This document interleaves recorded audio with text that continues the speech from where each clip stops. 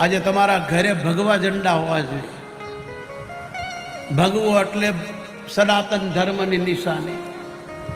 તમારા ઘર પર સફેદ ધજાઓ હોવો જોઈએ. સફેદ એટલે મહાદેવની નિશાની.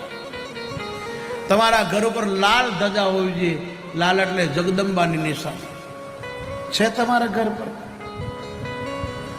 આ સનાતન ધર્મની નિશાની છે. તમારા ઈષ્ટદેવને, તમારા દેવને કોઈ નીચે ઉતારી પાડે તમે એને માનો. રામ દેવ છે, કૃષ્ણ કોઈ દેવ છે?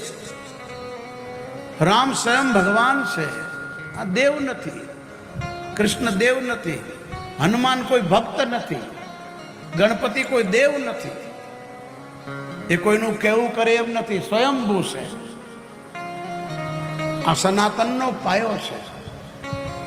જુઓ, રામ આવ્યા તો કોઈ નવો ધર્મ નથી થાક્યો, સનાતન ધર્મ સાથે ચાલ્યા. ભગવાન કૃષ્ણ આવ્યા, કોઈ નવો ધર્મ ન બનાવ્યો, સનાતન ધર્મ સાથે ચાલ્યા. ખોડિયાર માતા, તમે જેને કુળદેવી માનો, બધી માતાઓએ કોઈ નવો ધર્મ નથી બનાવ્યો.